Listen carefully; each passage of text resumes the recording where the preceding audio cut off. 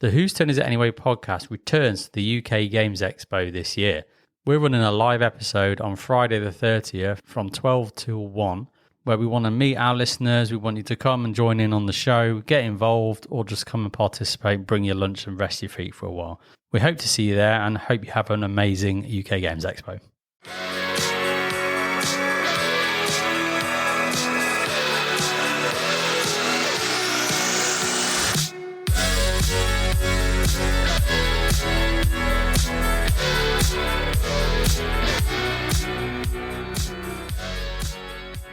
Welcome to Whose Turn Is It Anyway? You're here with me, Davey, Adrian. Hello. Kerley. Hi, everyone. And our episode today, we're going to be bringing you some Waahs. But we'll get into that a little bit later. First off, how are you, Adrian? You all right? Yeah, I'm great, thanks. It's been very sunny as we record this, which I certainly felt like it's lifted my mood a little bit the last week or so. But yeah, otherwise, all good. Nothing too crazy. The injection of that important D vitamin, if anyone asks any questions. Yes, that's what it is. We do need it. Do you? Yeah, I do. Okay. We all do. Good. Just to survive, especially English, apparently. The English, this one something we all apparently lack is vitamin D. So there you go. Go out and get your tablets, apparently. Don't get to have too many, though. You piss them out. Right. Kerley, you all right? I'd miss you, Davey. And your random bollocks. You do. If you have an excess of a vitamin, you mainly just piss them out. So yeah, I've got the entirety of the information from The Big Bang Theory. Okay, yeah. And there was an episode on that. There was an episode where he tells Penny that all you've bought there is expensive urine. Yes, basically. Yeah. Get outside, everyone. Play your board games outside if you can, right? I remember we tried that once outside, just randomly, and cards were going everywhere. It's like, you've got to have such a still and perfect day unless you're playing some random game. But the attempt was there, and it was hilarious. Do you remember that? Well, I don't know if you were there, actually, but we had one of our yearly kind of barbecue things for Rob's birthday. And we played, what was that card game where you can do certain actions? Citadel? How did you... Yes, it is Citadels, Yeah. You're right. How did you work That was that out a from dreadful that description. start of a Yeah. description? What's that card game where you can do some actions? How did you get that? I'm impressed. I think it's like a tradition. 'Cause Yeah. when we're outside at yours in Weston, we played Citadels outside with those cards. Yeah. So it was just a stab in the dark, and I got it. So Well done. Well done. Anyway, but I always remember that one as being a beautiful day. Tried to play a card game out, didn't really work, did it anyway, enjoyed it. And I remember Rob got a massive, great big lobster head. So, It's one of the dangers. those bold people got to be careful, Adrian. Yeah.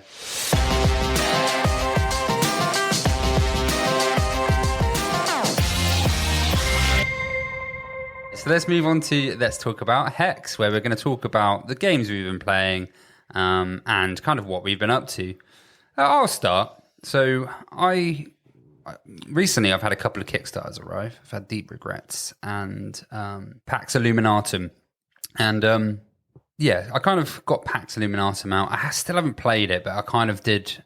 Me and Taz had a little run through mock game kind of thing where we just ran through, and I kind of forgot how kind of much of a puzzle the game is, but also how deep it is for a little box. And what's quite funny is I've got the big neoprene mat. So I've got this massive mat, and I've got this tiny little box. So it kind of defeats the point of the little box in some ways. But yeah, we kind of got that out. And I know I spoke about it before, but it's basically a game where you have a variety of actions. I'm not going to go through them all, but the majority of them are kind of scout and influence or oust. And those you end up putting tokens out to claim space. And there's a grid you've already laid out of all the cards. And when you scout, you get to flip the cards over, and then you can see what faction the cards are. And then they also have different abilities and powers on. And then with the scout, you can actually swap the cards with the ones in your hands, because you've got a grip of about 4 cards, I think. And as an action, at one point in your turn, in between all these other 2 main actions, you can do a sequenced play where you play the cards from your hand, getting the actions at the bottom. And you've got to kind of combo the colors together to be able to do a chain and play them all if you want to play them all, because you've also got to use the cards in your hand if you want to attack. So you've got to beat someone's value. So you've got this nice little puzzle of, do I play these cards with these actions at the bottom so I can do this thing? Or do I take one of these cards from the board so I can now slot it into my action? Do I keep that card on the board because of the color of the faction I need? Because you need to like make combinations of your factions. And then, or do I use the card to kind of go and attack people? So for something that's 4 cards and some cards on a table with some little tokens, you've got so many choices, and it's got like a real nice kind of design space. So looking forward to getting to that to table. It's 4-player? 4-player, yeah. So is it like 4v4? So is it like everyone against each other, or is it teams? Or? Yeah, so free-for-all kind of thing, 4-player.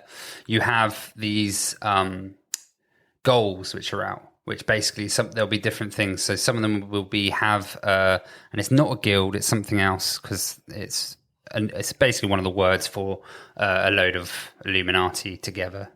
And you want to make these houses, and you do that by having a certain amount of influence of a certain value of cards together. Right. And you have to make those in certain combinations that are out. But then everyone's also got secret ones. So it's kind of a bit of a, who can get to score that. Once you've scored it, though, if someone takes it, you've still scored it, right? Yeah. And it's the first to score 2. So everyone's kind of gunning for each other, but you've got to quickly maybe snipe in and get one of your combinations down. So you might need a house of 3 of a certain color, right? And that's your goal. That's what you've got to do. So people might be able to guess that, or they can see it out and try and stop you. But on your turn, generally, people won't have a way of stopping you doing what you need to do if they haven't stopped you the turn before. So it's not as push-pull as you think. Okay. But it's still got some depth there, and you can still obviously hinder people's plans beforehand, etc. So it seems really good, and I really like the design space. So I'm really looking forward to getting that to the table, like properly. How long does it play? So I think if you a 2-player is relatively quick. I think you could probably get it. Normally done do in it about like an per hour. person type thing. Yeah, the per person, I think it was like about half an hour per person. Well, it's So a bit probably longer than I about 2 thought hours. for a small game then.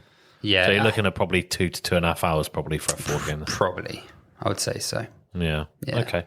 It's a small game, but it's got depth. It's got to have depth to last that long for a small game, Yeah. to be honest, because, otherwise it'd just get repetitive. Yeah, definitely. Be interesting. You'll have to give us a go with different player counts and see if there's a, because it sounds very 1v1-ish when you're first explaining it. But So the way that you lay out the board is always the same. Yeah. So you have, it's like 2 cards, 3 cards, 4 cards, 3 cards, 2 cards. yeah, it's like a diamond. It's a diamond, exactly. So 2-player, you sit at opposite ends. Yeah. And then 3-player, there's one who sits on like one of the points, and then the 2 sit on the other 2 points. Yeah. And then 4-player, it's every corner, right? Yeah. So it does kind of work. Okay. That's the way they kind of scale the players. And then there are resources where there's a limited number of them depending on the player count. So if you have got all the resources, and I basically do an action that gives me one of those resources, I take it from you. Yeah. So it stops hoarding, and it stops someone being able to just build up amass a load of resources and take over the game in that sense. So. It's interesting, actually. Obviously, you take it with a pinch of salt, but on BGG, it reckons the player count is best at 1 or 3, which is unusual. That is unusual, isn't it? Yeah. So 3 I'll is- be interested to know 3's why. fairly normal. Yeah, 3's normal, say but best 1 at and 3 yeah. is quite unusual. Yeah, I'm guessing that maybe it's got a good. The bots are very thought out. I will say that they've got like different bots that have different personalities in that's rotation, cool. so Yeah. that they play differently. so- Maybe that's just really getting across the fact that the solo mode is excellent or something. Then Yeah. the bots are so good. which is probably lost on me. Let's face it. Yeah. I've bought a solo game for the first time, and I opened the box and started to look at the rules, and I was like, oh, maybe I'm out What of did you get? depth here. I bought Hopla Marcus Victoria. Oh, yeah. Oh yeah, Just because I had the itch for Elder Scrolls, because I'm loving Elder Scrolls, our campaign. I won't go into it, I'll leave that to Rob, but Yeah, I'm loving it, and I wanted a similar experience without spending £500. Yeah. So I've kind of gone for I wouldn't say cheap version, but it was £100. I know it's worth more than that. So worst case scenario, if I don't get on with it, I can sell it on for probably at least that much, no problem. Wasn't that the one that you can combine with the remastered set as well? Wasn't it? They weren't two standalone games, were they? I don't really know much about it, if I'm honest. I'd take your word for it, dear boy. But I don't. It was one I looked at the remastered because I knew I wouldn't play Victorum. But they were doing them both at the same time, and I had a funny feeling there was a way to kind of use the Victorum set in the remastered set. So if you like the mechanics, but you're like, I'm not sure about the solo thing, then maybe you can pick up the remastered and make more of it. Yeah, I might look into that then if I don't get on with it, because I really like the multiplayer. That's what really prompted me. Yeah, I keep meaning to try it, and then yeah, it's very I don't know, arcadey type thing. Yeah, but it's fun, really good fun. I thought. Yeah, I really enjoyed it when I played it. It's really good. Yeah. Nice. That's when you had that big bear, I think. So then me, you, Rob, and JP played it. I remember playing it. I don't remember anything about a bear. I remember kicking someone out of the central pillar, and if you got the central pillar, you heal for one every turn, and I broke the game basically by having this guy who basically could never take damage and healed himself actually, so he's constantly on maximum. So it didn't matter how many people attacked him, he was fine. But yeah, that's all I really remember. And then I played it with JP a couple of times at let me think, we had a good go at it at the Torquay full board, but not the recent one because we were in Florida, but the one before that. But yeah, nice. There we go. Should we move over to you, Kerley, and lead on to your talk about Hex? Yeah, sure. So in a future one, I'll be talking about Hoplomachus Victorum. But for this one, I've been replaying a lot of the classic games and playing a little mini campaign in Elder Scrolls, and that's taken a few nights. So I haven't been playing very many, like even new stuff or stuff we haven't talked about recently. So I'm gonna say that my friend came down weekend before last. He's not really a board gamer, but he is open to it. So he's always been into, like, you know, your classics, Risk and all that stuff, as well as having a little bit of a background in like Warhammer and things like that. Because I know me and Adrian and Davey as well, actually, out of the whole group, probably us three have an interest in that side of it as well. We do indeed. We do. Yes. So he's got a background in that, and we've always played that together. So I thought he's open to it. So we played a few games just over the weekend, really, as more of a, you know, introduction to board gaming, really, and he absolutely loved it. So that was really good. But broke him in nice and easy as well with Ticket to Ride, because I thought that's a good little start.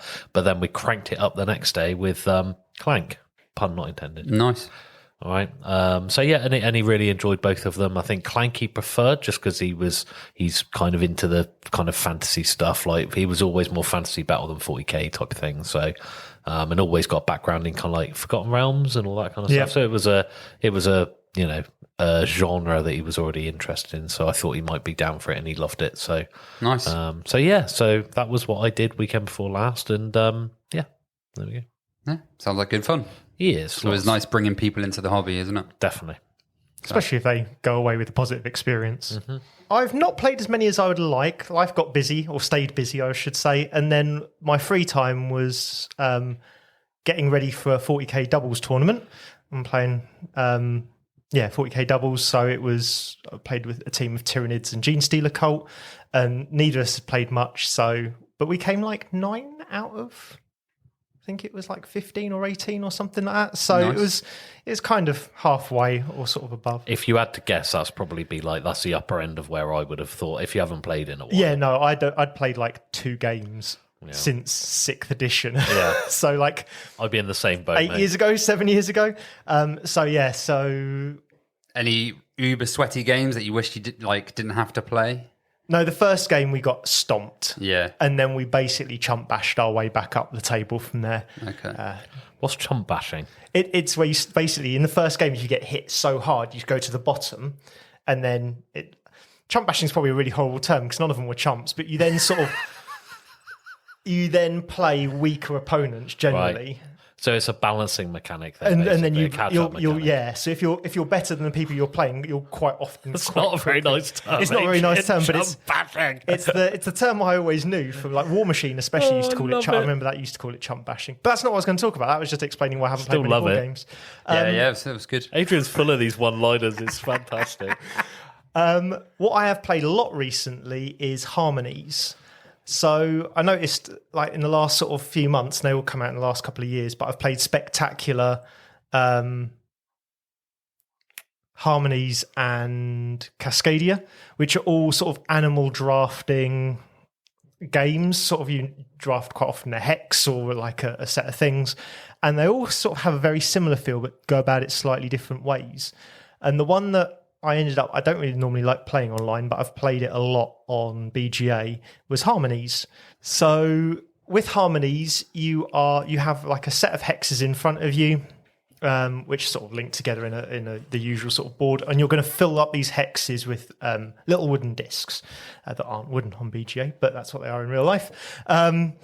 Is little discs, and there's 3 on each set you're going to draft, and there'll be a number depending upon players on how many you can draft from. What you're trying to do then is create patterns with these discs. So you'll also, as a bonus action, you will draw it's like an animal card of their environment that this animal wants. So it might be like, a single field next to a piece of water.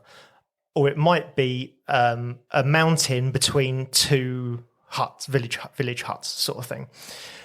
And it'll have a number of cubes on it. And each time you put a cube on the board, because you've completed what it wants, it'll be worth more and more points. And then once you've done that, you get to put it to one side, and you can only hold on to like 3 or 4 incomplete cards at a time. So you're kind of watching other people and seeing what they can complete and then trying to draft ahead of them these cards. And I thought to start off with, this is quite a simple game, and there's not really a lot to it. And then there's a couple of little tricks out there that are really, really stick with you. So it tells you, so let's say you've got 3 things together that you need to make up. It will tell you which bit of the terrain you need to put this cube on to say you've claimed it. Now, what you might have is a forest, so like a 2-high forest next to water, and it will say, well, put it on the water. So you'll put your cube, when you've made that, you'll put the cube next to the water, which means you'll probably end up with like a 2-tall forest with loads of water around it. So you can put out as many cubes as possible. What you might then also have is a 2-high forest next to a 3-high mountain, but it will say, well, put the cube on the forest. So then you're also going to want to, you're going to fill up that forest that you've just put all the water around. You're then going to put the cube on top of the forest. And so what you're trying to do is find stuff where the cube doesn't go on the same piece as what you've already got. So you're trying to make the most out of multiple combos being really close to each other. And if you don't get that, so you can quite often draft something that will say 2 villages with a field in the middle, put it on the field. If you then have water next to a field, put it on the field, that's no use to you because you can't put more than 1 cube on a hex ever. So what you want is the water next to a field, but you then put it on the water, because then you can multiply and you can keep creating these combos. So it's much more sort of a balance and a sort of noticing these combos than I expected. And then there's another bit in it where, and this only applies to rock, these little rock discs. You can put them on top of each other, or you can put a village on top of one. So let's say you have a bit of water next to a mountain or one of the, like a single high rock. Put the cube on the water. So you'll then put the cube on the water, and you'll put loads of water around this rock, so you can put all the cubes out. That one's done. What you might then have is have a 3-high rock next to a single piece of water. Well, now you can stack 2 more rocks on top of that first one. That's done its job. You've used that card. You can now put 2 more rocks on top of that, and then put a cube on top of that one. So you've kind of got multiple uses out of the same hex. And it's just, every time I play it, I find it so clever and so interesting. And then at the end of it, there's also additional points for like the longest river, or the number of sort of 2 fields next to each other that are kind of, they score you a few points, but they're not really the main point of the game. The main point of the game is getting loads of points out of having these things adjacent to each other, but they're just little bits that add on as well. Seems to me like it's nowhere near this type of game, but the same kind of decision space as those the ones that you fill out. What are they called again? Like a roll and write? Yeah, like a roll and write, but yeah, like a card version of that. What was that one we were playing with a different train tracks and stuff. Railroad Inc. or no, Railroad. What was that train one? The train rolling, right, is Railroad Inc. Yeah. Yeah, it is Railroad Inc. Okay.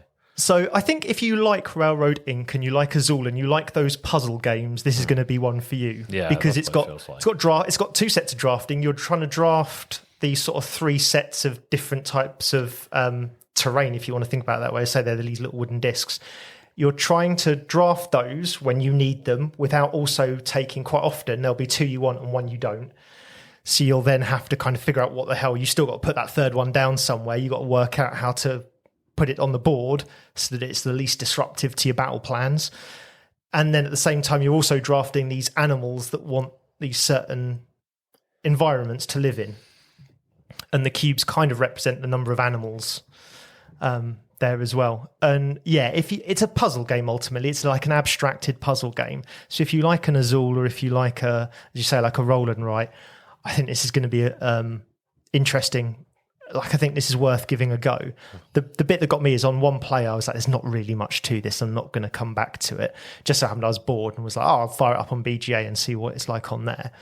And then I noticed these couple of differences in making sure where you put the cubes is important, and having this thing where you can use rocks and then stack stuff on top of them once they're done, that really, for me, elevated it into a much more puzzly game. And yeah, there's just so much more decision space in it than it originally felt to me. It sounds really similar to the other animal drafting game that we've played recently with Marcus. Forest Shuffle? No. Spectacular. Yeah. Right.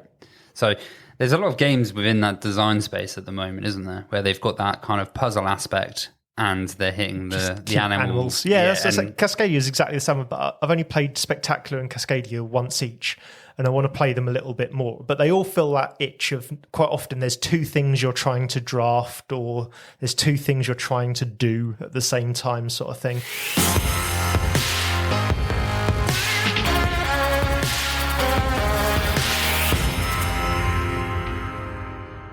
All right, so going into our main section, we've got a nice, strange one. It's going to be a bit like what grinds my gears, but instead we've got Wah-ambo. Wah-ambo. So this sound, the old wah, if you haven't realised, like pretty much so many cartoons love using the wah as a complaint sound. Like next time you watch a cartoon of any type, listen out for it and you'll hear it. But you've got like Chief Wiggum. Waaluigi. You've got Peter Griffin, does it loads. We've basically named Tambo Wah-ambo because there was some complaints that he was making when we were playing a game, right? It was brilliant when you first came out with that. I nearly wet myself. Wah-ambo. Called him a wambulance. So basically, we thought, why not do a little section about Tambo's gripes, and we're going to say whether we agree with them or if we just flat out it's got a big no, it's a big wah. So it's either we agree and it's a yes, or it's a wah. Okay, that's going to be our metric. And we might fit some of our own wahs in there as well. Who knows? Fair enough. And this is all done without Tambo knowing, right? So he's completely in the dark about this. Did he not give you these? No, Tambo gave me these. This is all good. Which has been really mean behind his back and not telling him about it. I said to him, he said, well, Davey's doing an episode, right? And I said to him, did he ask you first? He was like, no. I'm like, yeah, that sounds about right for Davey. No, I did send him a text. I sent him a text and said, can you give me all your gripes? Yeah, so you didn't ask after him we'd voted on whether we were doing the episode or not. I didn't expect people to vote on it, to be honest, but it's no, fine. the idea amused me, so I voted on it, that's for sure. So, right. Our very first one is, this is a big wow, is if you don't get the cards you want or you need for a game while you're playing it, you don't get the ones, so you're playing Terraforming Mars and you don't get Martian Rails, right? I'm going to jump in on this one straight away and say that's a wah, because the whole point of those games, and people miss it, is you've got to adapt your strategy according to the cards you get. Making the best of a bad flipping run is the way of it. Now, sometimes that means that you are fated to lose. All right, you're just not going to get the cards for any strategy you go for, and when you diversify away from it, you get the cards you needed before, after you've already abandoned that idea. It's just the way of those types of games. So, total wah for me. It can be a little bit frustrating playing them, but it's just, you've got to buy into it when you play them, that's all. I'm agreeing with Kerley here. It's a wah for me as well. How about you, Adrian? I've got examples of both. He wants to. He Yeah, wants to so- agree. He wants to agree. So, what's it called? What's the witches game? I always get the name wrong. It's not Everdale. It's Evenfall. Evenfall. No, that's not what I was thinking. So on Evenfall, I love that game, but one of my biggest gripes is it feels like there's a couple of key cards that each asymmetric faction needs, and if everyone else gets theirs before you get yours, you've got no chance. So at that point, I'm just hoping that it's in the first 30 cards of this massive deck. Otherwise, I've got no hope of the game. When there's things like that, and sometimes they're maybe not quite as far as that, but when there's quite often like a key card that you feel like you need for your strategy, and everyone, the key cards other people need, and they get all of theirs and you don't get yours, or something like that, then yeah, that's a feel bad, right? And I can totally understand why Tambo might say that on some things. However, like the example you've just used with Terraforming Mars, just get over it, right? So that's my example. That is not Tambo's example. So his was just when you don't get the cards that you want or need for the whole game. I mean, it sounds like Evenfall. Like I've not played it, but it sounds like it might be bad game design, right? If you need one particular card that you might not get, that's surely you can still compete without it. But there's clearly each asymmetric faction clearly has a card and each card's got a couple of multiples in the deck. Each faction has a card that is clearly designed to work really synchronized with your faction, and it's clearly designed at giving you a push. So you can still compete without it, but it's a significant disadvantage if you don't get it. Yeah, for me, that's probably not the best game design. I've not played it. Yeah, and I've spoken to some people who agree, and some people are like, well, no, maybe not. So I think it is a bit of a sort of, maybe a bit of a contentious point. But for me, that's how it feels.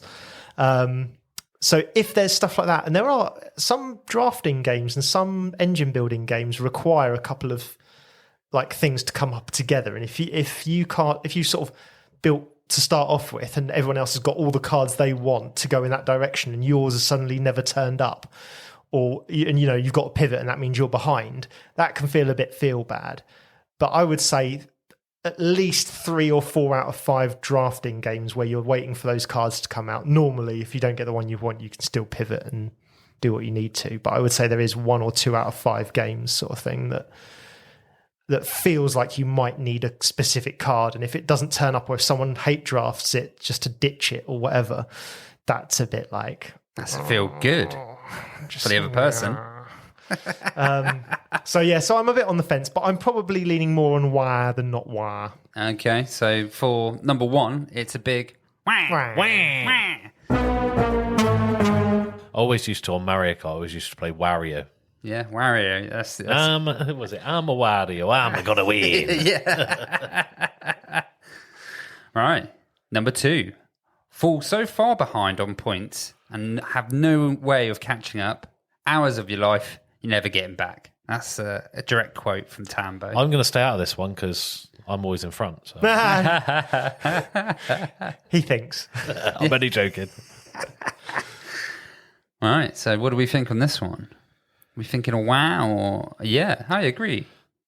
You know what? I actually think this is a Waaah, but it's a Waaah I really share. So I'm going to lean towards going that's fair enough, because it can. Hey, look, it's just demoralising. I've had it most recently was on what was it? Nucleum. Mm-hmm. Nucleum, where literally I still don't know how we did it. Davey just absolutely took off like a flipping rocket, and there's me like struggling to get one flipping star, and you had about 19. I'm like, I was playing the star guys, but I was literally within the first 30 minutes. I was like, there's no point in me playing this, and it's just a little bit demoralising. It shouldn't get to you. It's only a game. Just enjoy it while you can. It doesn't matter about winning. All well and good, but when you're experiencing it, it's not fun. So I don't know if it's a Waaah or not, but I certainly share it. I'm thinking I'm going to agree. Yeah, fair enough, because I've been in games where if you have fallen back, Kanban's been one for me, where I fell off the I'm not enjoying wheel, this. and I'm not enjoying this. It's like you're so far behind, you can't do anything to catch up or even compete. So you just feel a bit like, well, I'm not even.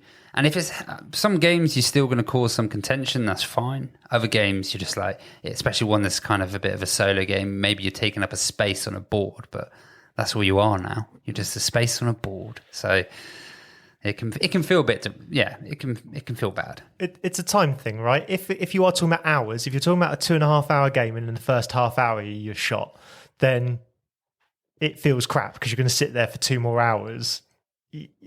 The three of us around the table are probably going to look a bit mopey, at least, right? Others in the group might hold a better poker face, but the three of us around the table right now are going to look a bit grumpy when we're in that position. Wear my heart on my sleeve, Adrian. Yeah, we all do, right? And it just feels crap at that point. If it's like a 20-minute game and I go behind in the first 5 minutes, the rest of the 15 minutes I can deal with. Like, that's fine. It is a time thing, but I think I've had a couple of those situations where I've just fallen behind. You got no chance catching up, and it feels like you just feel, oh, why am I bothering? So yeah, I think I agree with it. I think you're right. I think it is a Waaah, but it's an acceptable Waaah. Yeah. So I think I'm confirming that yes, Tambo is justified in his opinion. But these are the things that slightly wind you up, right? And then we're going to add our own in at the end, right? We're going to add our own in, and we're going to analyze ours as well. So, AP between turns, especially when it's taken long enough that someone decides they want to go buy/get drink or food. So basically, someone who's got AP, who's taken so long to take their turn that some other people on the table have decided to go make a drink or go and get some food. Instantly, I'm looking at this and thinking, yeah, I can. That would annoy me. Again, I think the three of us can all be labelled with that to some extent. We all have that moment where you've got a crunch turn and you're like, I just need to figure this turn out. And then you're looking at other people going, this turn has gone on for 8 minutes already. Yep.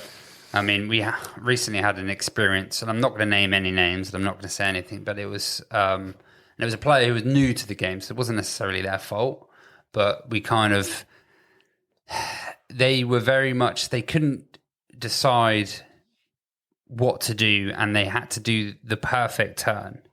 And we spoke about it before. There's there's always kind of that scale of me having my perfect turn or everyone's time at the table. And sometimes it's hard to get that balance, but I feel like if you get to a point, you've just got to go, okay, I'm going to make the inefficient turn. I'm going to go, especially if it's your first game, you can make these mistakes, you can go. But yeah, and the game went on for, it was like a 3 or 4 hour game of something that should have only taken 2 hours. So it ended up being a slightly negative experience, but it wasn't that person's fault. And it's just one of those things that sometimes happens with board games, especially ones that have quite a few moving parts. Yeah. It can just happen. So yeah, I think, especially if people are losing interest, I guess, due to it, it can, negatively affect the table. It all depends on severity for me. Like, if it's happening once per game and you've got a really big crunch turn or whatever, then it's a little bit different. But if it's happening every turn, then yeah, it's just one of them. It becomes not acceptable. So yeah, it depends on the level for me. So everyone gets a bit of AP, especially with a learning game. But yeah. There we go. I think I mostly agree with that. I've had a couple of 1.5 hour Euro games that normally take max 2 hours that have lasted 3 or 4 hours. Yeah.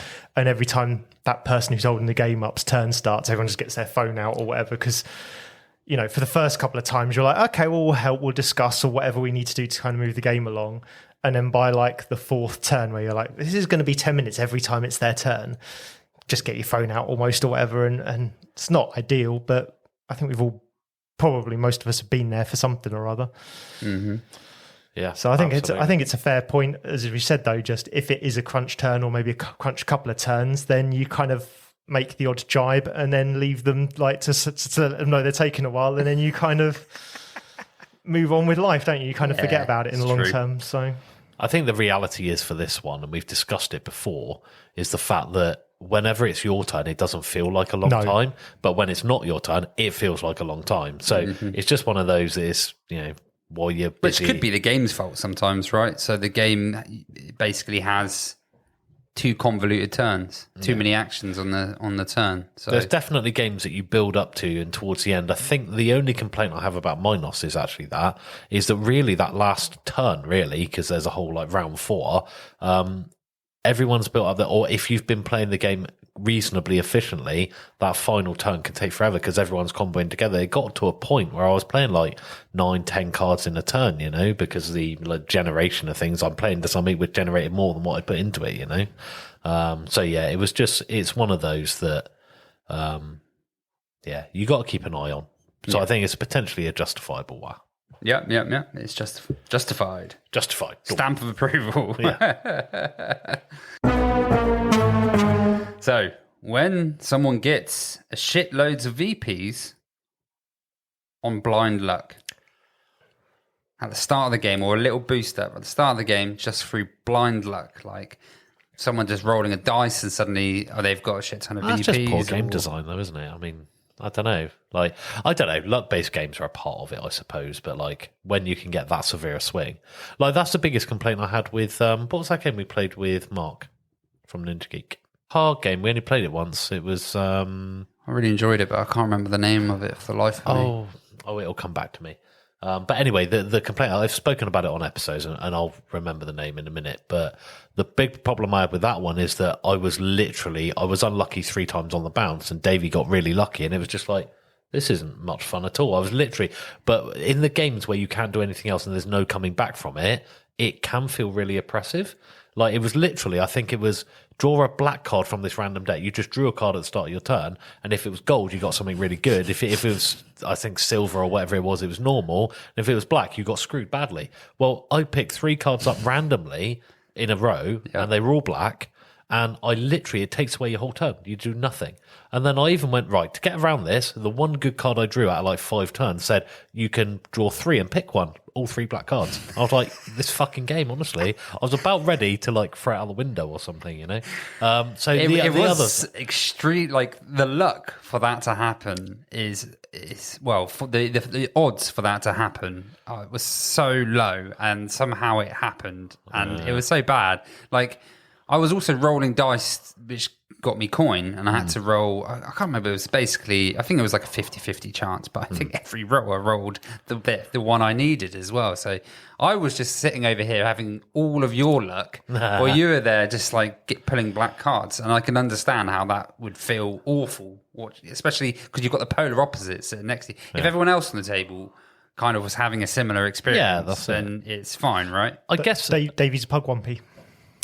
Yeah, I don't know what that is, but yeah. It's a D&D, like it's a little, I think it's furry. It's a little D&D character that sucks all the luck out of the area, and they're exceptionally lucky, but everyone around them suffers bad luck because of it. That's it, basically. I think in conclusion, this is the point, is that I don't like games that are luck-based where it really has a massive effect on your turn. So, like, for example, if you go, okay, you get a number of actions depending on what you roll on the dice on the D6. Yep. So it means that some people are going to have 1 action and other people are going to have 6 actions. Well, that is too big a swing, if that makes sense. You need to have something else to balance it out. So if you're only getting 1 action, then you're getting a shit ton of money, or you're getting something else that balances it out. You're not adapting your strategy then, you are just being screwed. Yeah. That's what I don't like. Yeah. You need to have ways of getting out of a bad situation, I always think, with design. You need that space where you can go, this has happened to me. How do I make it better? And if there's no way of making it better, then that's a negative. That's negative design, and I don't like. I'm not a massive fan of that. It's like, don't get me wrong, I am not saying that this part of the game is the best part, because I don't think it is. I think it's its only weakness. But Eclipse is a classic example. If you pull badly on the territories tile on Eclipse, there are kind of ways around it in the way that you can build up your military, try and take places that are guarded. So there are little ways around that. I mean, it's not ideal, I'll be honest. You're still going to be a little bit screwed. But as an example, there is a way to kind of at least make a different game of it, Yeah. But sometimes you spend all game doing that, and it hasn't changed. And you are still at a disadvantage. So it is the one thing I do have a small gripe about Eclipse about, but it is still one of my favorite games ever. So I think, like in your example, you were like, well, I just roll the first turn and I get a load of stuff because I've rolled well or something like that. Yeah, that's naff, and that's definitely a suitable Waaah. But if I've seen a few times, and quite often I've gone, "Oh, I was so lucky," and then I thought, "Oh, actually, it wasn't." Like if you're a little bit behind, and you know that there's like a 1 in 8 chance of a Hail Mary, and you put some resources into it or whatever, and you're like, "I'm just going to go for this thing and hope that the card I turn is the one I want." Then you know what? That's fair enough. If kind of you've put a little bit of something into it and just hoped on luck to get you the win because that's your only way out, I'm kind of okay with that in a game design. Like and there's no games that come to mind, but I have had moments where I've thought that's really lucky of you. Like how have you won on pure luck? And then I've thought about it for a second. I've gone, it's not though, because they were clearly behind and they've done something to roll the dice and just hope that it works risk, out. right? Yeah, exactly. And that I don't mind at all. Yeah, I think that's a perfectly legitimate way to win a game. Is you kind of hope on rolling those, you bet everything on the double sixes sort of thing or whatever, and then hope to win that way. That's fine. As you say, if it's just a case of, well, first turn I can roll a 6 and suddenly I'm ahead of everyone else. Yeah. I think what we're kind of saying is there has to be an element of agency in it. Yeah.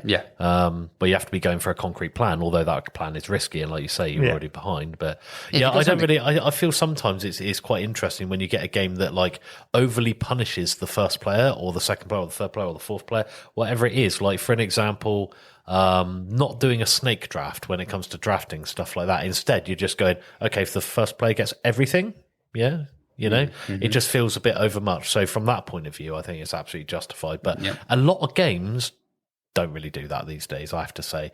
I had one recently that actually did it, and it was like, oh, that's a bit it's poor. a bit backwards, right? Yeah. But the game was really good, so I can't remember what it was actually. It's like if you think of like Space Base as an example, where you're rolling 2 dice and you're hoping quite often for whatever's there. You've kind of got 2 strategies, haven't you? You could either equally try and upgrade as many as possible, so it doesn't matter what dice you roll, you're going to get something you want and you'll get to move bits about. Or you could plough everything into the 2 and 12 slot and just hope you roll 2s and 12s at some point. And because they're at the extremes, all the cards that end up there are really good. So at that point, you're riding your luck. And if someone just keeps rolling 12 repeatedly, there's not much you can do about it at that point. But it's that thing of if you're happy with that kind of game, then you've got to be happy with that kind of luck. I think we're all kind of agreeing then with Tambo on this, yeah? Yeah, I don't think it happens very often. It's certainly in the games I play, but yes, if it did, 100%. Yeah, cool. There we go. When someone has taught a game and you're halfway through and suddenly there's, oh, whoops, I've missed this rule out, and then they use that rule and they propel themselves forwards in the game. That's a tough one. Because it is hard, isn't it? Because it's not the easiest to remember every single rule for every single game, especially if the responsibility is on you because you're hosting the game and you're teaching it to everyone, but you've missed a rule out and it's come to you on your turn and you've gone, oh shit, there's this rule, right? It's one of those where I think that you don't just do it. I think you've got to have a discussion on the table and go, look, there is this rule. What do we do? Yeah, I think you can just kind of say, at that point, if I was the teacher, I'd probably just say, there's this rule, guys, for future reference. I could do this. I'm not going to do it. But for future reference, you can do it. I think that's probably sensible middle ground. I think if you're teaching a game, that's a really nice thing to do. To generally, do you know what I mean? Like you're teaching someone, you're imparting your knowledge and your time and your effort of knowing the game into other people. And I think it's important to kind of understand that they're potentially not going to be perfect. Mm-hmm. So feel free to cut that out. I don't want to have a go at you, Tambo, but the way that that's phrased is potentially... I phrased the end bit so that I can do it verbatim. When someone has taught a game and when you're halfway through a game, you say, whoops, I missed a big rule which could have changed the whole outcome of the game if he knew that rule at the beginning. Oh, I see. Okay. I just kind of summarised if it's a big rule, then probably more of a problem. I've definitely been guilty of missing out. Like, oh, by the way, you can swap 3 of these for 2 of these, or some, like the little extra rules quite often that are tacked on, or sort of, oh, you can discard 4 of these cards for a resource. I've definitely missed that off a couple of times, purely by accident, but it happens. I think if it's a major rule, like I've only explained 4 actions, and here's the 5th one that's quite significant. I've now remembered, or here's how you score. I've had people miss off a key scoring criteria, and you're like, well, I wouldn't have. Yeah, it's quite a big thing, right? Yeah. That's the end game. So again, it's about just having that. Again, we're all fallible. That's the point. We're not professional teachers. Do you know what I mean? It's not fun if that comes up, but at the same time, as I say, we've probably all done it at some point. I've definitely done it and had to put my hands up and gone, guys, I've forgotten this rule. Normally, I remember when I think it would really benefit somebody else, and I'm like, why are they not doing that? And I'm like, I think I may have forgotten to tell you. This might be what you want to do right now. Rather than, I have had someone where I felt like they waited to tell like they might have remembered it, and then they've waited until it's really impacting their turn, and then they've gone, oh, I can do this. Yeah, see, suddenly. that would annoy me. Well, that is a Waaah, right? Yeah, that is a Waaah. That is totally legit. Oh, great. So this main rule is just, Yeah. oh, you're going to use that rule. Oh, okay, fine.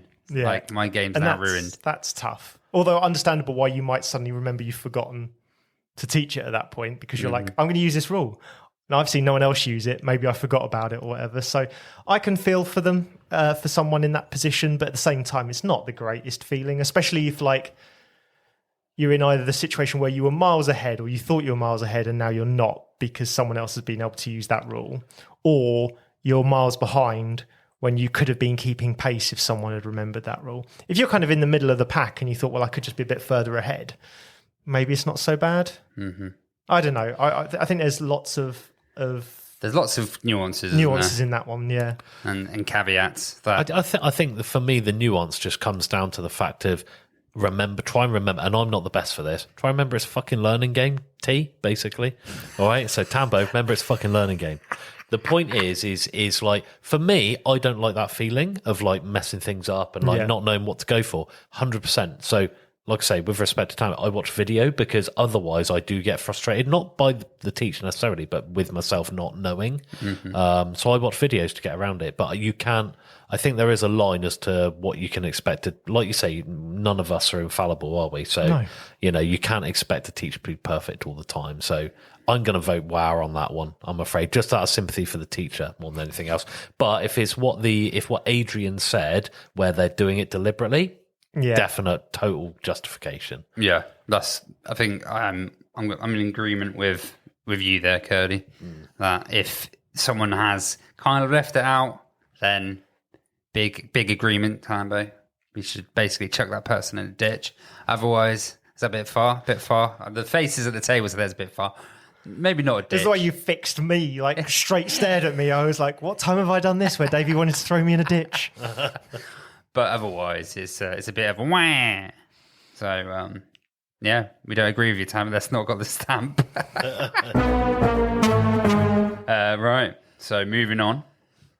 When playing a game and someone is either losing or not enjoying it and is very vocal about it, ruining it for other people, just stay at fucking home. Oh, you know what makes me like? I'm guilty of this. 100%. I'm guilty. You're guilty of it. Adrian's guilty of it. Yeah. But Tambo is also fucking guilty of this really badly. I've had to say, Tambo, Jesus. When I think Game of Thrones recently, he was having a proper right old soul. It just happens. Like, you're going to. It's just human nature. I don't know. We do get, as we said, we wear our hearts on our sleeve and we get quite invested in some of these games, right?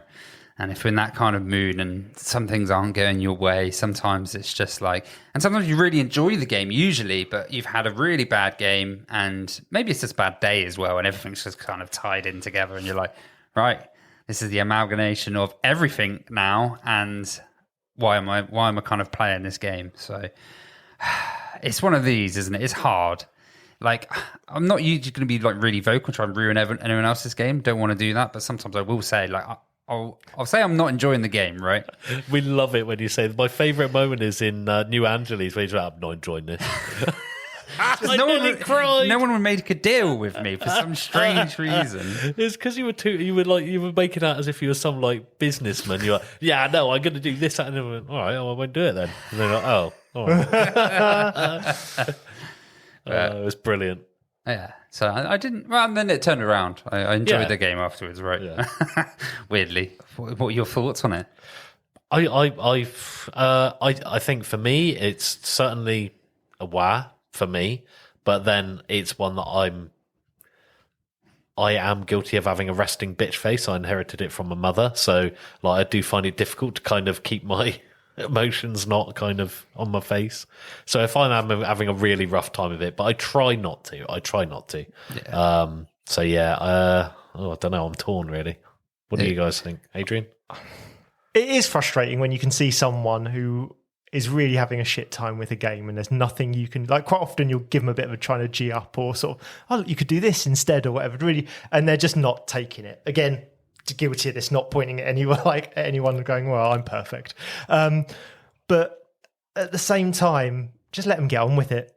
Like, maybe it's just me, but your saltiness doesn't affect me enough that I don't enjoy a good game. Like, it might dampen it, but I'm not going to suddenly be like, well, that was a waste of an evening because one player out of 4 really had their shit in their hands, sort of thing, you know. Is that the right term? Anyway, whatever it is. That's a weird term. But it's normally ass in their hand, but well, shit in the hand is worse. They would be pretty upset about it, wouldn't they? They'd be like, holding their own turd, like... Maybe they've got their ass in their hand and then they filled it by accident. Yeah, maybe. Exactly, yeah. Anyway, it is crap when it happens, but I'm normally beyond the point where I'm like, well, that's sport the entire game because they're... And again, the caveat is 1v1 games. If you're playing a 1v1 game and the opponent's having a dreadful time, I normally come away from that feeling bad. Yeah. If it's a 4-player game and one player's had a shit day and they're clearly having a grump over it, I'm normally like, well, they'll get over it. Because that's how I feel about it myself. I'll be like, well, I hope you guys had fun, then I'll get over it myself. So that game of Nucleum was a classic example. Like, I really was having an unpleasant time. I was really battling to try and not make it for everyone else, and it's really difficult to do when you are really having a really bad time. But yeah, you just try. You're not always going to succeed. Like, I think because essentially some people are mood sponges. Like, the biggest one is JP. Mood Hoover. Like, and he would want me to mention this at this point. It's not having to go at JP at all. But like, he will suck up the atmosphere of a room, like, really badly. So if everyone's in a good mood, he will be bouncing around the place. If 1 or 2 people are in a grump, it will send JP into a grump as well. Just because he knows that people aren't enjoying it. I mean... And I think that's very different to you, which is a credit to you. Yeah, really, I don't know about that. Like, my lack of empathy for others is probably not a good point. My name's Adrian, and I don't care. What was the game we played recently that all went a bit at Fox and Hounds? Oh, that was... Did I play it? Oh, yes. Yeah. It was your combo. That That broke. But I broke 3 people in one combo. The first 2 times, it was like, okay, fine, this is a bit shit. And then when it came round for like the 5th time, Lorenzo Magnifico. It was the Siege Tower card, and a lot of people are taking this out, right? Because of the contention it causes at tables. And you could see €4. You could see JP was desperately trying to play Peacemaker and play it down because a few of us were playing it up a bit, sort of thing. This didn't feel great and all that lot. And I could feel JP's like energy going down as that got worse and worse. And I was like, I was feeling for JP at that point because I was like, Kerley's allowed his feelings because he's playing it. The 3 of us who really got affected, certainly like the 2 people who really got affected, like, can understandably feel like crap because it felt like an overly powered combo. And then JP's just in the middle trying to play Peacemaker and kind of all that lot. And you could just feel his energy just going down. I will point out, it says something about my personality here, because the fact that I got that combo and you guys were hating it just made my game. I know, yeah. I was absolutely delighted. Oh, Adrian, does that make you upset? Yes, it does. Good. Looking at Marcus doing a little flipping. Marcus was, brilliant. Love it. But anyway, I think some people are differently affected by this as well as if there's 1 or 2 players, as you say, around the table. I think some people will get affected by that and others won't as much. Yeah. So I'm saying for me that's not a suitable Waaah. I think it depends on how bad it is. Like, if I'm in a bit of a grump, just ignore me and crack on with it, you know? As long as I'm not... We normally do. Yeah. But this is the point. If I'm being a cock because I'm in a grump, that's different. That is definite Waaah. Like, I remember Dan telling me, and I hope no one who's friends with Dan listens to this, But anyway, that he was playing a game and they were just, one guy was just being so salty and like cocky, and then when it didn't come off, really salty about it. And that's not acceptable. That's like someone's having a bad game and they're just being a cock now. It's like, yeah, you can get fucked. It's all right to have a bit of a grump if your plans fall to pieces and you were like, all I need is... Yeah, but you can't direct it at some But then if you're genuinely being an arsehole to everyone around the table about it, then that's not... Yeah, that's not. Yeah, right. that's different. But if someone's isn't it? in a grump, you are going to have, like you said, you're going to have your plans fall to pieces. You're having a really bad game. You're not going to be like happy, joy. Probably happy not. about it, Some people will be. I've seen some people just, oh well, that didn't work out. Never mind, and they just. Yeah, that's not any of us here. That's though, not is any it? of us. It depends on the game, though, as well, right? Sometimes I feel like that, but if it's like a 3-hour-long game and it's time. an hour in, then I'm going to feel pretty shit about that because I know that I'm going to spend another 2 hours like trying to basically pick up the pieces. I do try to be conscious of the fact that other people are still playing though, and that's the point. Try not to affect them too much. It's the ones who don't seem to give a shit and just try and make it miserable for everyone else. Well, I'm having a bad time, so you guys are too. That's the people that I would say. I've usually got a switch. Mine will probably be about two turns. I'll have a bit of a sulk and be in a mood, and then I'll just bring myself out of it, and then that's it. I'll just get on with it afterwards. But can I introduce then an extra part to the Waaah? Okay, go on. You've got a Waaah-xtension. I've got I'll go and see the doctor about that. So let's say you're losing, and you think, well, there's no chance of me winning, so I'll deliberately tank everyone on the table instead. So I deliberately block as many people as possible because I'm not winning, and therefore within the game's rules. Within the game's rules. So you're not being an arsehole to everyone. But for instance, and I'll give you an example because I did this as a joke. So we were playing TI, my favourite or least favourite of games, and I had no chance of winning because the cards that came out, the things you're supposed to collect, the objectives, they're not called that though, are they? They're called like... What's the name? They're called something up. But anyway, the objectives were not coming out that I could do them. So I thought, well, I'm just going to stop everyone I can from doing what they want to do instead, and I'm going to have an enjoyable time by making their life harder. One of them is still going to win, right? So I went after someone's home planet at one point. I blocked someone from taking Mektar Rex, or whatever it's called, at some point, just to be the agent of chaos, right? And I've seen quite a few people do it in similar type of games, like where they're just like, well, I'm going to make this a little bit more fun for me. But you could see it slowly creeping into people that they're like, I can't predict you now. You're going to do something chaotic, and I don't like it because it's upset the balance of the table. And with that example, I kind of felt a bit like, oh, maybe I'll stop being the agent of chaos because I'm now upsetting 3 or 4 players around the table. I think the biggest thing for me on this one is I've had people decide that their game is over and then go for the leader. I don't think that's fair. Like, I genuinely don't. It's like, oh, well, you're winning, I'll take you down. It's like, no, because that's actually genuinely not fair. If you're being indiscriminate in your hatred and nonsense, then as far as I'm concerned, that's fine. If you're going for one player, then it can just feel like a really feel bad experience for that person. It's like, for an example, if you go kamikaze, which is basically kind of what you're talking about. You're not talking about strategy. You're talking about deliberately being using what I've got to completely self-implode but take other people out with me. I'm not a big fan of that, if I'm honest. It's fair enough. I understood it. It's a strange one though, because you're not enjoying yourself at the table, right? Yeah. And you're kind of it's a selfish act, isn't it? Yeah. At the end of the day, it is a selfish act. I'm improving my enjoyment by decreasing everyone else's, or at least a couple of players' enjoyment at the table a little bit more. Yeah. It's because otherwise it's really hard because it is a selfish act, but now you're enjoying the game more through this act of selfishness. So I don't know. It depends on the length of the game, and again, it all comes for me. It all comes down to time for me. Like TI is a long fucking game, so you've got to enjoy it.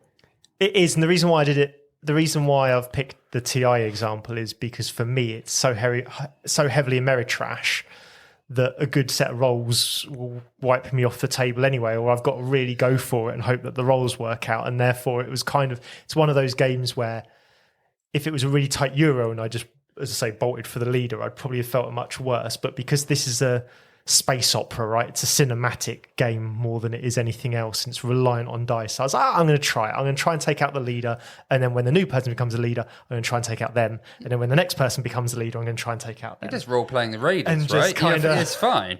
The problem that I've got with it is like when you're playing something like TI, for me anyway, I make a calculation based on reasonable expected behaviors. So for an example, if I've got so much defense in a certain location that people would absolutely fuck themselves to get through it, then that's kind of your method of doing that. And if someone's willing to just totally Hail Mary and knock you out, it kind of feel like no matter what you do, you're going to be screwed by said person, and they're going to fuck themselves, but they don't care. They're going to take you down with them. That's what I don't like, because it can just feel like, well, why did I bother turning up then? Because like, no matter how well you play, someone who's got that mentality can just screw you really badly. So again, if it becomes directed at one individual, regardless of what caused that direction, unless you absolutely hate them and you want to make their life miserable, I think it's not just it's more than a feel bad moment for me. Fair enough. It's a potentially like, to be honest, I'm not saying that your scenario was like that, but if someone did that just to me, I probably wouldn't play with them again. Like, I genuinely wouldn't. Just because I feel like they've gone out of their way to actually screw my game for no better reason than they were doing badly. That's how I'd feel about it. It's fair enough. But I think if you are being random, what if it was you that made their game go bad? That's different. That's justified. That's different. Yeah, it's justified. So, and also it might be part of the calculation that I would have to take into. If I fuck this person, they're going to have no point in playing anymore, and therefore they are just going to it's fine. Like, I do that all the time. Yeah, I take vengeance out on people for killing me off. That's fine as far as I'm concerned. in this example, I told the people exactly what I was doing before I then did it. So I was like, I'm going to go and take your home planet. That's going to be my mission from now on. Yeah. You enjoy that. And then when I took their home planet, I went, right, I'm going to block you from getting to Megatar X, just to let you know. And then that's what I went off and did. Like, I told... Anyway, should we go on to the next one? Yeah, let's go on to the next one. Right. So, wait there, did we actually conclude No, we that didn't. one? Right, let's conclude that. So we're on the fence with this, really, aren't we? Because if they're being a knob about it, really badly, then we're going to agree with you, Tambo. Then, but if they're just having a bad game, then leave them be. Yeah, I agree with that. Yeah. Cool. Next one: playing a co-op game and people telling you what you should do. So it's no point in me being there. For example, when I played Pandemic for the first time, unfortunately, it put me off the whole game. It's a nice little excerpt. Same happened for me on Pandemic as well. So, oh, really? Yeah. That game, I think, alpha gaming is like rampant with that game, right? It can just ruin it. Funnily enough, it's a chap that I don't see anymore, but it's a partner of one of my friends. And I literally said, and actually I don't care, Martin, there's no point me being here unless you let me make some decisions. Otherwise, I'll just let you take my turn from now on. I'll shut him up rather quickly. So it's just one of those. He just took it. It's just the way he is. He just speaks quite directly. And like, if he thinks you're doing something wrong, he will just outright tell you to do something else. Oh no, you shouldn't do that. You should do this instead. I'm like, well, it's a good job. It's my fucking turn then, isn't it? Yeah. So, it is one of those that absolutely agree with this. Thankfully, I don't think anyone really does it in our group. I have to be really mindful. Before I knew what alpha gaming was, when we played Zombicide a fair chunk, we used to quite often have a couple of like friends of people join us and all that lot. And I noticed after a couple of sort of comments that I was very much like, if they were taking a bit too long, oh, why don't you do this sort of thing? But actually what I'm really trying to say with that, I'm just disguising the fact that I'm saying, you should do this, your turn's taking too long, this is a co-op game sort of thing. Mm-hmm. And it was only when someone called me out on it, and since then I've been very mindful of it in co-ops. The one time I still do it is if you're on like the last turn and you can clearly win it and someone's about to make the worst move ever, and really you've spent an hour and a half playing a game and then they're about to like, oh, I'm just going to move over here so we can lose the game. Move over here like you should and we can win. Like I'm not playing this long for you to make one bad move. But if from the start they're making bad moves, then let them make them. Yeah. You can sort of say, oh, you did that and then that came up, and you can sort of help them in a future turn to say, this is the mistake you've made in the past. I've done that a couple of times, but I've tried really hard not to alpha game. I used to be bad at it. And I think board gaming with you guys and board gaming more in general has got me better at the whole alpha gaming scenario. And now I try and you can like maybe give advice, but make sure the way you're phrasing said advice, or what it's advice rather than rather than you have to do this, or this is what you should do. Right? Talk me through your turn. Why are you thinking that? And you're like, oh, well, actually, that's not a good chance of that coming up, or maybe there's a better chance of this coming up. What would you do instead? Those kind of conversations, especially if someone's not sure, I think is appropriate. When someone's like, I'm doing this, again, unless you're on the last turn and it's going to lose you the game, just let them do it. Mm-hmm. Like, crack on with it. I think the experience. The big thing is as well is speaking to them before the game almost. Yeah. What do you want me to do? Like, I'm quite happy to give you advice. I'm quite happy to tell you what to do, or I'm quite happy to just let you crack on and do whatever you want. What do you want me to do? Yeah. I think that's an important kind of discussion to have when someone, especially if it's a co-op.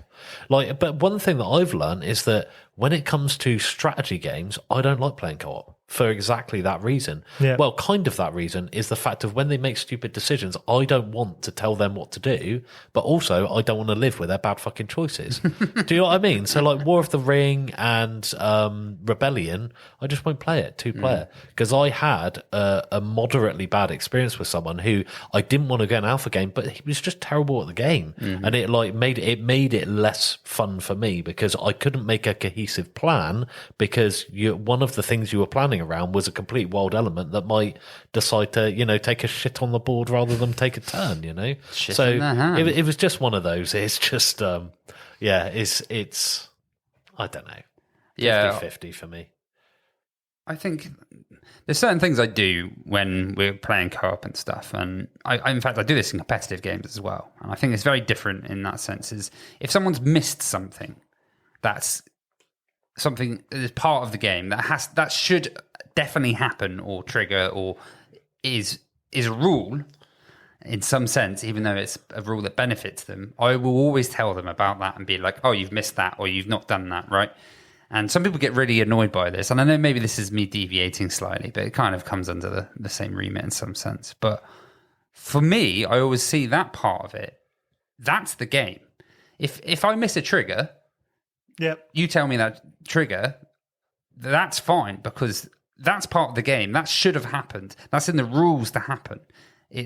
I might have missed it and you might go, oh, well, you missed it. But for me, I will tell someone because in my head, I'm going, well, if you miss that, then we're not playing the rules of the game, right? Yeah. We're no longer playing the game. So if I've noticed that, I have to tell them that, and I have to. But some people get annoyed by it. That's totally justifiable. That's on them. That's fine. I suppose the difference might be if you kind of go, oh, you need 3 wood for that next turn, and you've only got 2, and I might think, I was going to get that. Yeah. Shut up.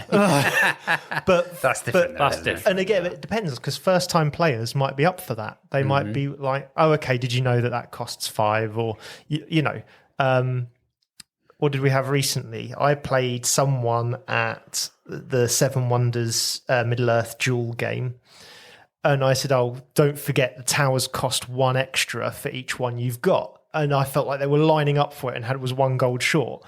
And was like, don't forget that. And they were like, oh. And it was clearly not what they were going to do, but I felt like that's what they were lining up for and sort of let them know of. And some people will like that. That's a good way of doing it, though, I think. And some people won't. I think it's a good way of doing it, though, is if you phrase it of a more of a reminder rather than like, remember this rule. Yeah. Remember this rule.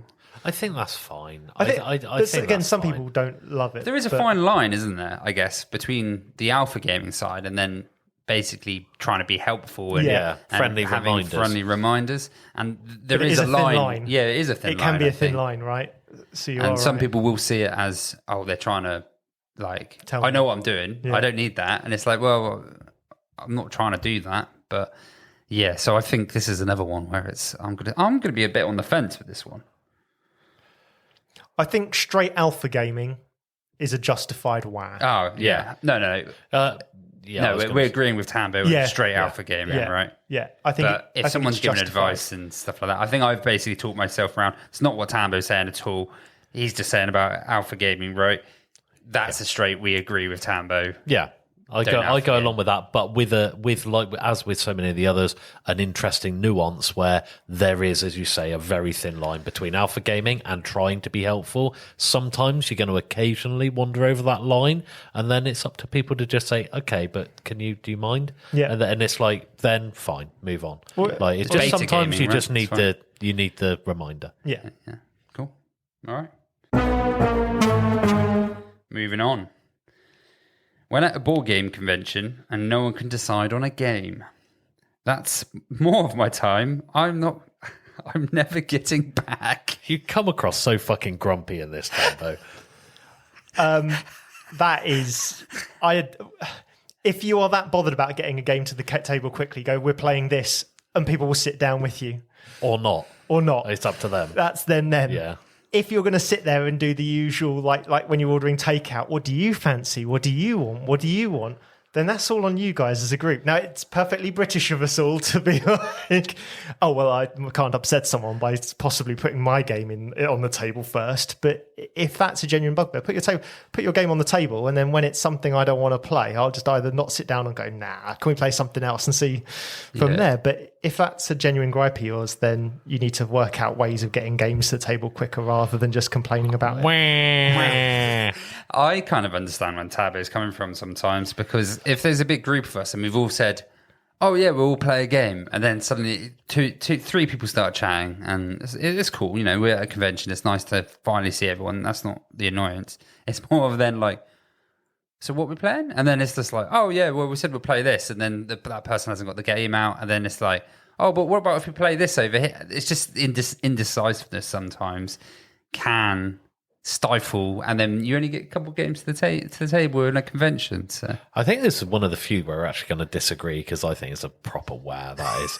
I just think the only time that is kind of related to it that I don't like is the fact of, and it's us being British, exactly what you said. It's like when there's games we want to play, but there's too many players. It's like, just fucking deal with it. Like, someone play 3-player and then they can go play a 2-player, the duel that they want to play, Yeah. Just like not every game has to include everyone. As long as there is a dual game to play. Exactly. If you're going to genuinely go, you two can play a game, and then they can't play a game. And then we're going to play something and you guys can go find, go swivel. So that's the only thing that it's like. And then the problem is, it's like, I think we had it at full board gaming, and I won't mention names or anything, but it's not really insulting anyway. But like, there was one person, they were like, oh, well, I kind of want to play some games, guys. Anyone around? And we had like 6, and the game we wanted to play was 5 max or something. And it was like, right, so now we're going to have to change our plans.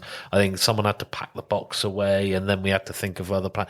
That was a bit like, I don't know. Yeah, no, that didn't feel quite right. Was I think full board or Fox and Hounds? Full board. Oh right, year before the last. year before. Okay. Yeah, I think.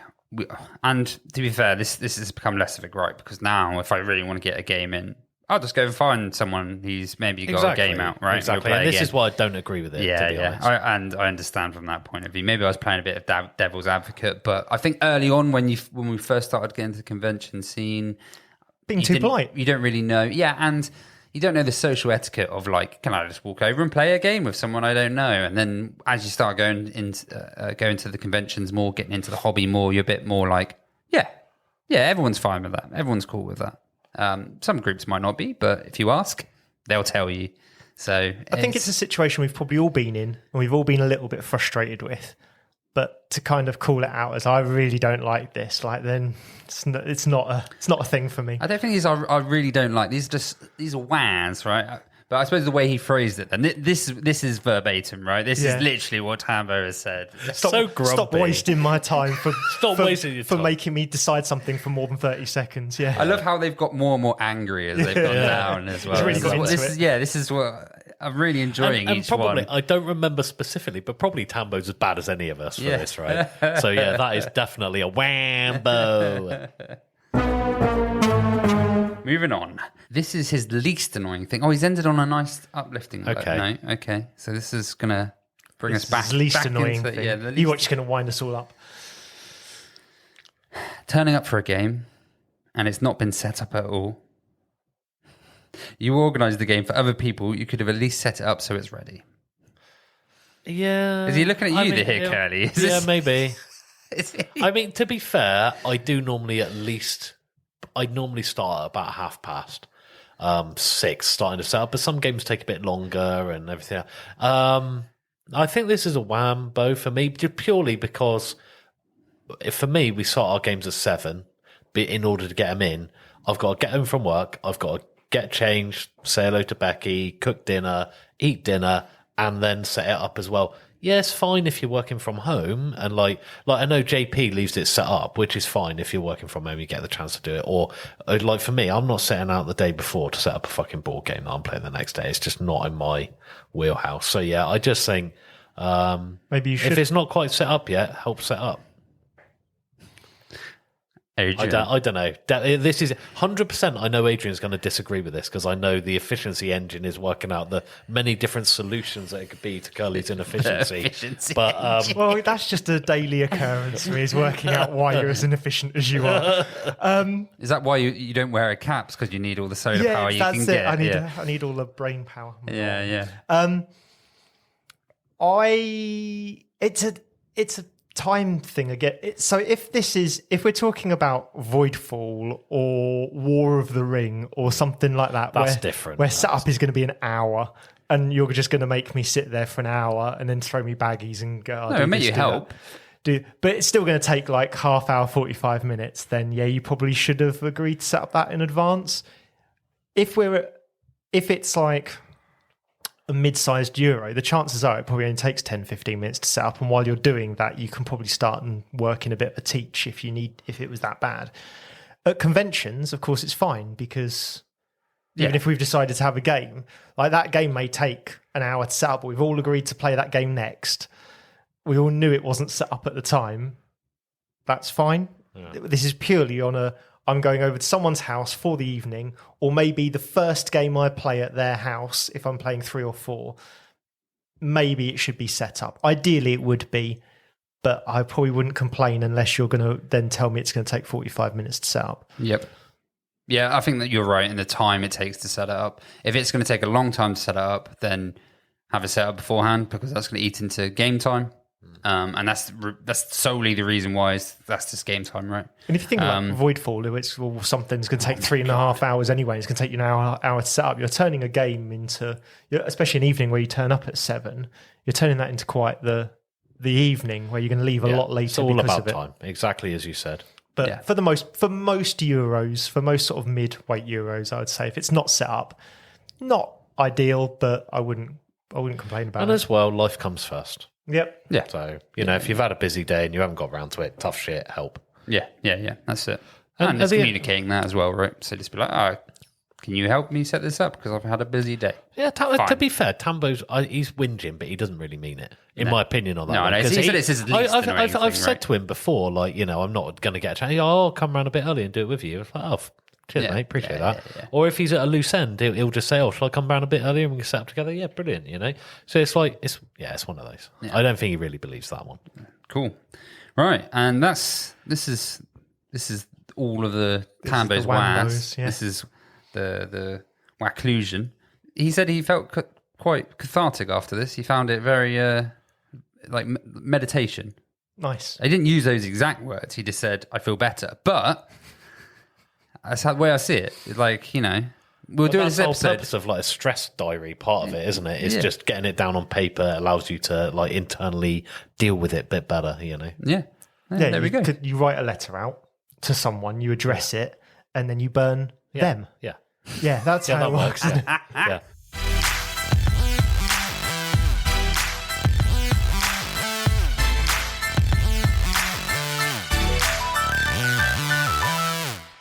The next segment is receive, sleeve, or leave. So for these, I'm going to pick some abstract games, right? So we're going to have Rummy Cub, Uno, and Monopoly.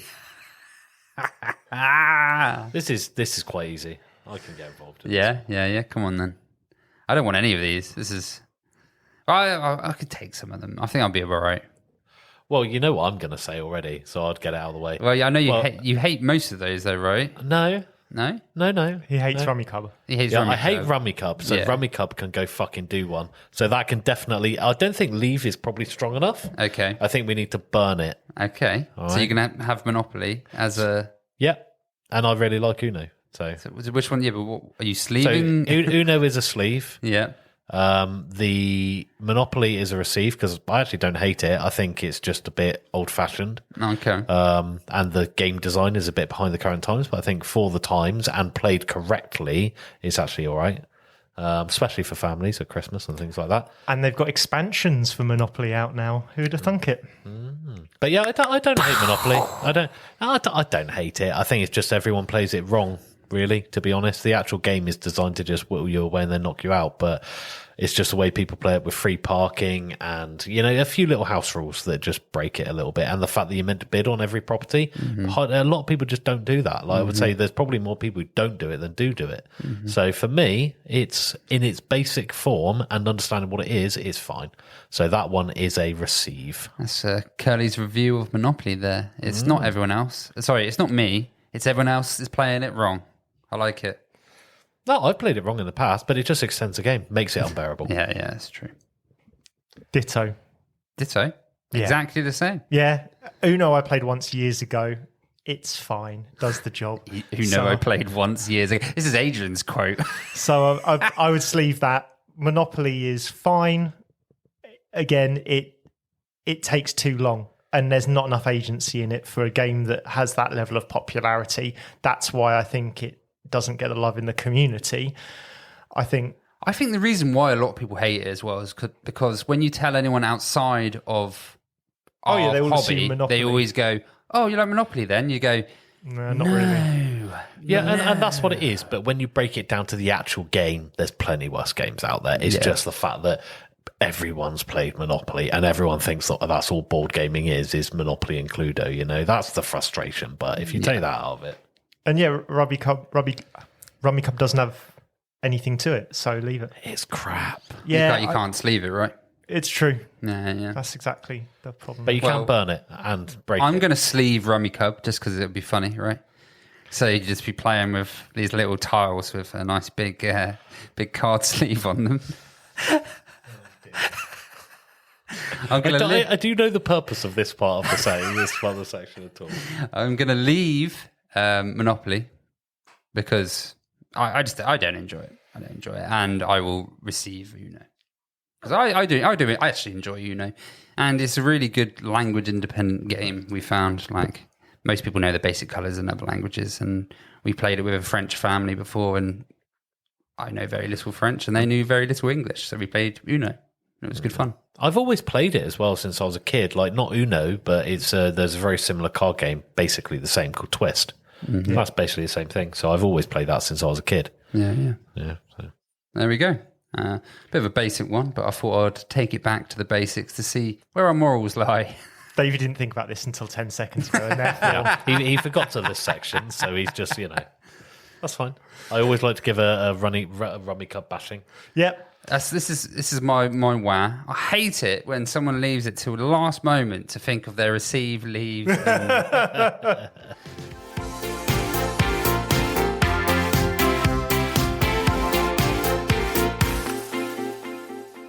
So, leading on to the penultimate turn, this section we're just going to talk about what we've got coming up and kind of what games we're going to play. I said earlier, I've got deep regrets that came Kickstarter. So I've basically pulled that out of the box, got all the bits out, and I'm looking forward to getting that to the table. Probably get that to the table on Saturday when I get to play a few games with Taz and Jeremy. So looking forward to playing that.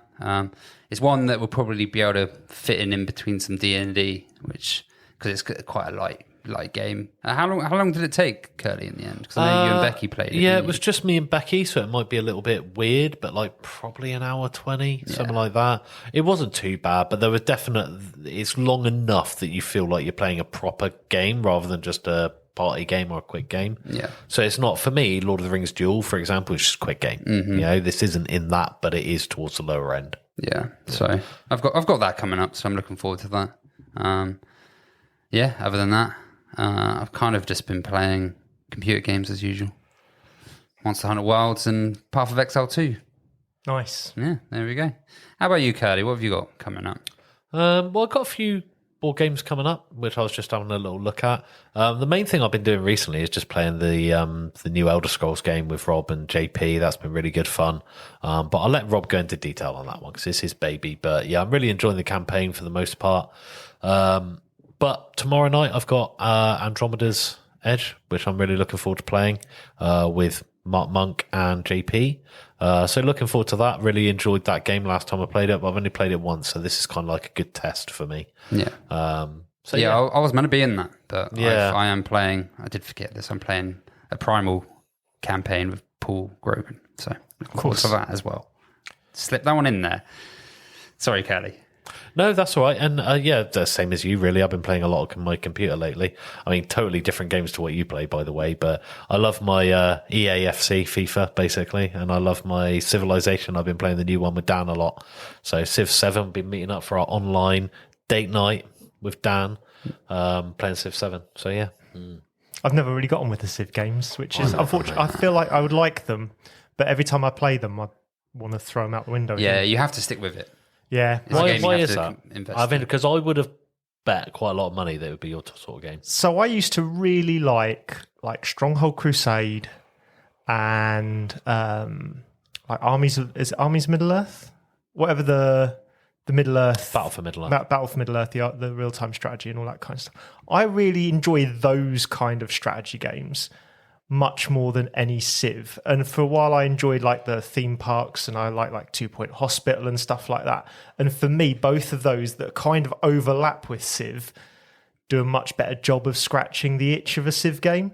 So I never feel like I never feel like the investment of time into a Civ game is giving me the reward, whereas like a 2 Point Hospital or Theme Hospital or whatever, or like a real-time strategy, I feel gives me that itch is that similar. I think they're similar skill sets, similar mindsets, and I feel like they give me a bit more instant gratification for what I'm doing or keep me attached longer to the game than a Civ game does.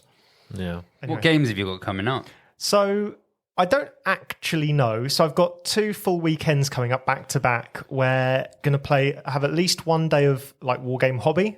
So in that group is a couple of us who've been doing it for a few years. We've got a brand new person who hasn't really hobbied for more than a year. And then we've got someone who's a commission painter, all in the mix. And I quite enjoy that mix of kind of newbies and sort of really experienced like batch painters, and then myself, I get a little bit caught up on detail, and I quite enjoy like watching, like seeing what people are talking about. So that's always on one day of these kind of weekends, and then the other day is board games. So I'm hoping to get Primal out for that one. That'll be the second episode, because I've only ever played the first episode repeatedly. So hopefully get into the second episode of Primal, and I think I'm going to try and push Brass Birmingham onto the table because it's been so long since I've played Brass Birmingham, and I know that everyone around the table's played it at least once before, so I think I can get that back on the table without too much hassle. But other than that, it'll be down to what people bring and what people decide to play and all the usual decision points. Did love it take Brass- too long or Tambo? When you're Oh, I playing know. Brass? Just knocks on your door. Will you make a decision? That's been a bit of a wild, crazy episode of Wah-ambos and kind of gripes and grievances. So we've been Whose Turn Is It Anyway? Thank you all for listening. You can find all of our socials in the descriptions below. If you guys want to support us, you can support us via Ko-fi. It really helps us. But yeah, as always, whose turn is it? Wah-ambos. Rambos.